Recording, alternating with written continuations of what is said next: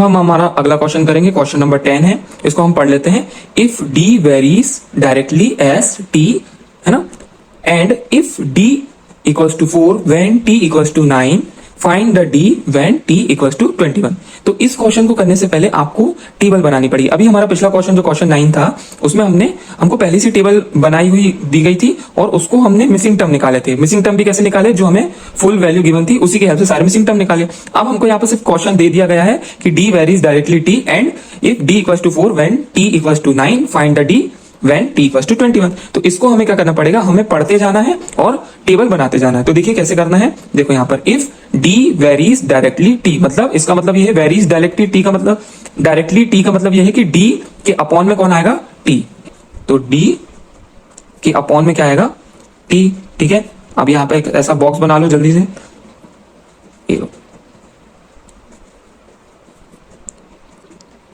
ये आपको क्वेश्चन नहीं बता दी कि आपको ऐसा रखना है कि D varies directly as a T. तो डी के अपॉन में क्या आएगा, टी आएगा। ठीक है, इतना अपन ने कर लिया। अब क्या बोल रहे हैं, इफ डी इक्वल्स टू 4, तो डी की लाइन में पहला क्या वैल्यू लिखोगे आप, 4। ठीक है, फिर आगे बस पढ़ते जाना है, डी इक्वल्स टू 4 तो D equals to 4 when T equals to 9। ठीक है, तो वहीं पे आप टी की वैल्यू क्या लिखेंगे, अब इधर पे 9 लिखेंगे। क्लियर हो गया इधर। अगर डी इक्वल्स टू 4 है तो ठीक है, डी को 4 दे दिया तो टी क्या हो जाएगा, 9। तो ठीक है, टी को 9 दे दिया। फिर आगे बढ़ो, तो फाइंड द डी, है ना, फाइंड द डी। तो अभी हमको यहाँ पे डी की कोई वैल्यू है क्या, नहीं है, तो यहाँ पे ये तो डी खाली रहेगा। फिर आगे क्या बोला है, व्हेन टी इक्वल्स टू 20, तो फिर टी की जगह आप यहाँ पर क्या लिख देंगे, अगली वैल्यू में 21। इधर की अगली वैल्यू में क्या दिया था, कुछ नहीं है ना, खाली है। इस तरह से ये हमारी टेबल बनेगी। ठीक है, ये थोड़ा सा एक्स्ट्रा पार्ट बन गया मुझसे गलती से, तो ये हमारा ये बन गया। ठीक है, तो डी इक्वल्स टू 4, तो हमने डी को 4 दे दिया। फिर हमने पढ़ा व्हेन टी इक्वल्स टू 9, है ना, तो यहाँ पे हमने टी को 9 दे दिया। फिर हमने आगे पढ़ा फाइंड द डी, डी हमें फाइंड करना है क्योंकि डी की कोई वैल्यू नहीं थी तो वो हमने खाली छोड़ दी। फिर आगे और पढ़ा व्हेन टी इक्वल्स टू 21, तो हमने वही उसके बाद टी को दे दिया 21। तो पहले डी को दिया 4 दिया, टी को दिया 9 तो टी को 9 दिया। फिर डी को कुछ नहीं था, कुछ नहीं दिया। फिर व्हेन टी को दिया 21 तो टी को अगली बार में 21 दे दिया। ठीक है, बस ये हमारी टेबल क्रिएट होगी। इस तरह से आपको टेबल क्रिएट करनी है बस। अब बस हमको क्या करना है, आप जानते हो कि ऊपर वाला होता है एक्स और नीचे वाला होता है हमारा वाई। ठीक है, बस तो ये हमारा अगला पार्ट क्या होगा, x1, है ना, और अगला वाला क्या होगा हमारा x2, जो हमारा मिसिंग टर्म है वही जो निकालना है हमें। फिर नीचे वाला y वाला पार्ट है, तो ये अगर x1 है तो ये वाला क्या होगा, y1, और ये वाला होगा y2, माफ करना। ठीक है, x1 x2 second part, y1 y2, है ना, ऊपर वाला x होता है, नीचे वाला y। ठीक है, अब हमें इसको सॉल्व करना है। तो हम कैसे करेंगे, तो अभी ये भी एक मिसिंग टर्म वाला ही क्वेश्चन हुआ, है ना, क्योंकि हमें x2 वाला मिसिंग टर्म निकालना है। तो हम कैसे निकालते हैं मिसिंग टर्म, हम हेल्प लेते हैं जिसकी पूरी वैल्यू किसकी है, ये x1 की वैल्यू 4 है, y1 की वैल्यू 4, ये पूरी कंप्लीट वैल्यू की हेल्प से हम मिसिंग टर्म को निकालेंगे। मिसिंग टर्म यानी ये x2 को। तो कंप्लीट वैल्यू किसकी है, 4/9। डायरेक्ट वेरिएशन है ना, इंक्रीज फॉर्म में है, इसलिए रेशियो में लिखा है 4/9। इक्वल्स टू का ही साइन लगाएंगे, तो किसका निकालना है, x2/21 इसका। तो हमने ऐसे ही निकाला। ठीक है, चाहे आप इसको भी पहले लिख सकते थे, इसको बाद में लिख सकते थे, वो एक ही बात है। ठीक है, बस अब वही वाला काम करना है, जो डिवाइड में है वो मल्टीप्लाई में आ जाएगा। 4 इंटू डिवाइड में है, इंटू में आ गया, डिवाइड में है, इधर आके इंटू में आ गया। फिर ये भी डिवाइड में है तो इधर आके इंटू में आ जाएगा। इक्वल्स टू का साइन जरूर लगाना, डिवाइड में आ गया, मल्टीप्लाई में, x2 इंटू 9, जो डिवाइड में होता है वो मल्टीप्लाई में आ जाता है। ठीक है, फिर अगला हमें क्या करना है, अब हमें तो x2 की वैल्यू निकालनी है ना, तो जो नंबर उसके साथ है 9, वो यहाँ पर डिवाइड में आ जाएगा। 4 इंटू 21/9 इक्वल्स टू x2 अकेला हो गया, क्योंकि उसकी वैल्यू अभी निकल जाएगी, है ना। बस अब हमें क्या करना है, इसको सॉल्व करना है। कर देते हैं, 3 3 जा 9, 3 7 जा 21। ठीक है,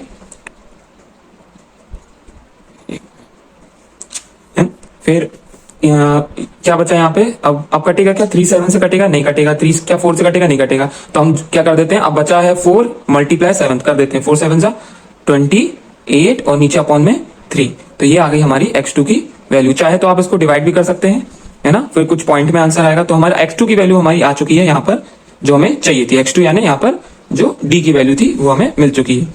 ठीक है, तो ये आ गया हमारा, इतना भी आपका आंसर सही है है ना। अगर आप उसको ऑल सॉल्व करना चाहते हो तो कर सकते हैं कि 3 को आप 28 से डिवाइड कर देंगे तो 9.3 समथिंग समथिंग कुछ आएगा यहाँ पर। तो ये भी आपका आंसर है और ये भी आपका आंसर है ना। दोनों आप ऑप्शनल, दोनों आप ले सकते हो, चाहे ये रखो चाहे ये रखो। तो ये x2 की वैल्यू हमें मिल गई, हमें इसी की वैल्यू चाहिए ना, तो ये वैल्यू हमें मिल चुकी है। ठीक है, तो यहाँ मैं लिख सकता हूँ x2 की जगह 9.3 या तो पब्लिक लगा के लिख सकते हैं 28/3। ठीक है, ये आपका आंसर। चलिए नेक्स्ट, हमारा नेक्स्ट क्वेश्चन 11th क्वेश्चन है कि अब पढ़ते हैं इसको। The mass of a uniform copper bar varies directly as its length. ठीक है, if a bar 40 centimetre long has a mass of approximately 420 gram, find the mass of bar 136 gram 136 centimetre long. ठीक है, तो ये तो हमने question पढ़ लिया है। तो अब इसको करना कैसे है, अब ये भी देखो इधर लिखा हुआ है डायरेक्टली, है ना, varies directly as a length.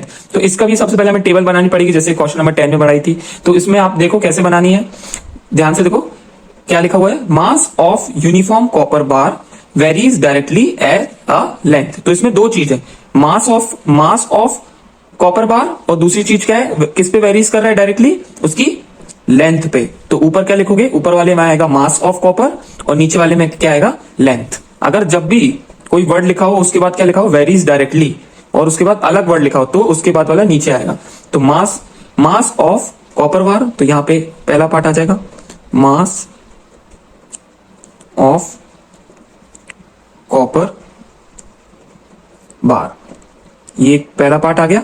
ठीक है, और किस पे वेरीज डायरेक्टली लेंथ, तो इसके नीचे क्या आएगी, LENGTH लेंथ। इस तरह से हमारा टेबल की शुरुआत होगी। ठीक है, ये हमारी टेबल की स्टार्टिंग हो गई।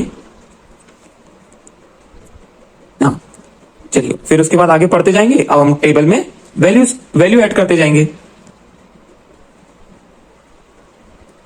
ठीक है, अब ऐड करते जाते हैं, ये पढ़ लिया, अब पढ़ते जाएं और ऐड करते जाओ। ठीक है, इफ अ बार, ठीक है, इफ अ बार 40 सेंटीमीटर, है ना, if a bar 40 centimetre long, तो सेंटीमीटर है ना, तो मतलब किसकी बात कर रहे हैं, लेंथ की। तो ये किस वाले सेक्शन में आएगा, लेंथ वाले सेक्शन में आएगा। तो यहां मैं लिखूंगा 40 सेंटीमीटर, मतलब यहां पर लेंथ किस में है, यहां पर मीटर में है।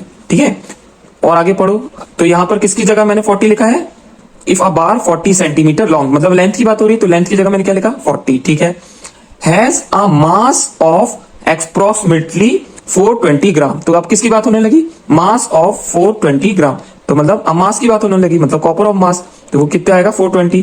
तो इधर पे अब मैं लिखूंगा 420। बस पढ़ते जाना है, लिखते जाना। पहले मैंने लेंथ पढ़ी, वो कितनी थी 40, तो मैंने यहाँ पे लेंथ में 40 लिख दिया। फिर मैंने मास पढ़ा, मास आया मुझे 420, मैंने मास वाली जगह पर 420 लिख दिया। और आगे क्या पढ़ूंगा मैं, find the mass of a bar, तो मतलब यहाँ पर आपको अगली लाइन में आपको क्या निकालना है, मास ऑफ द बार। ये अब आपको मास ऑफ द बार निकालना है, जो कितना है 136 सेंटीमीटर लॉन्ग। तो ये 136 सेंटीमीटर लॉन्ग आ गया, तो मतलब फिर से लेंथ वाले सेक्शन में पढ़ेंगे अपन, 136 सेंटीमीटर लॉन्ग। इस तरह से हमें टेबल बनानी रहती है, बस पढ़ते जाना है और भरते जाना है। सबसे पहले 40 सेंटीमीटर लॉन्ग, तो 40 लेंथ में 40 सेंटीमीटर लिख दिया। फिर मास कितना दिया था 420, तो 420 मास लिख दिया।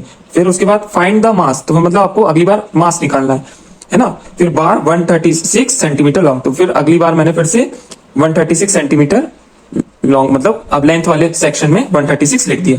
ठीक है, तो ये हमारी कंप्लीट टेबल बन गई अकॉर्डिंग टू क्वेश्चन। ठीक है, वो टेबल पे मत जाना, जैसे थोड़ा सा लिखने में मुझे दिक्कत है। चलो अब इसको सॉल्व कर लेंगे। तो फिर आप देख सकते हैं कि ये फिर से मिसिंग टर्म वाला ही क्वेश्चन है। अब इसको हमें सॉल्व करना है। तो मिसिंग टर्म वाला है ना, तो ये पहला वाला, ऊपर वाला हमेशा x वाला पार्ट होता है, नीचे वाला y वाला पार्ट होता है। ये होगा x1, ये होगा जो क्वेश्चन मार्क लगा इसको हम y1 मान लेंगे, नीचे सॉरी माफ करना x2 मान लेंगे, x2। ठीक है, नीचे वाला y1 और यहाँ पर इसको क्या मान लेंगे, y2। तो ये डायरेक्ट वेरिएशन का क्वेश्चन है, तो इसको रेशियो में लिखेंगे, है ना। तो हमें ये वाला मिसिंग टर्म निकालना है, बस x2 वाला मिसिंग टर्म निकालना है। तो हम इसको कैसे मिसिंग टर्म कैसे निकालेंगे, है ना। तो जो कंप्लीट वैल्यू होती है उसी की हेल्प से हम मिसिंग टर्म को निकालेंगे। तो कंप्लीट वैल्यू कौन सी है, x1 और y1 की पूरी कंप्लीट वैल्यू है। x1 की वैल्यू है 420 और y1 की वैल्यू है 40। ठीक है, इक्वल्स टू मिसिंग टर्म क्या है हमारा, उसको हमने x2 लेट किया है और 136। ठीक है, अब इसको हम सॉल्व कर लेंगे। वही वाला काम करेंगे जो डिवाइड में होता है इधर आके मल्टीप्लाई में, जो डिवाइड होता है इधर आके मल्टीप्लाई में। तो पहले 136 डिवाइड में इधर आके मल्टीप्लाई में हो जाएगा 420 इंटू 136। 6 इक्वल्स टू मल्टीप्लाई में था, डिवाइड में आ गया। यहाँ पर भी x2 है, इधर 40 डिवाइड में, इधर आके मल्टीप्लाई में आ गया 40, ये हो गया। ठीक है, बस अब हमें निकालनी किसकी वैल्यू, x2 की। तो x2 तो भाई अकेला ही रहेगा, x2 को हमें अकेला छोड़ना है, तो इंटू में 40 है, ये डिवाइड में आ जाएगा।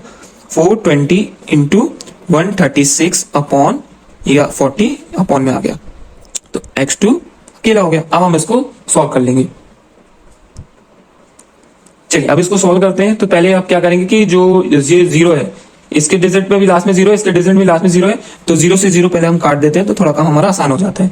अब हम देखेंगे क्या ये 4 42 से कटेगा, क्या 4 के टेबल में 42 आता है, नहीं आता, तो इसको हम छोड़ देंगे। तो हम अभी इससे नहीं काटेंगे, अब हम इस 4 को 136 से काट के देंगे, है ना, काट के देखते हैं, है ना, क्योंकि 4 के टेबल 42 नहीं आता, तो इसको अभी नहीं काटेंगे, इसको काट के देखते हैं, एक कट जाएगा।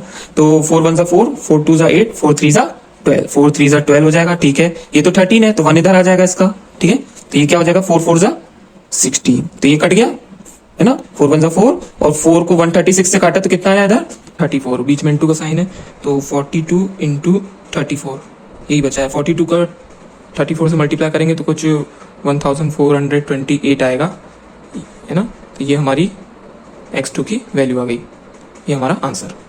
तो x2 की यहाँ पर जो खाली पार्ट है, इधर हम क्या लिख देंगे, x2 की वैल्यू 1428।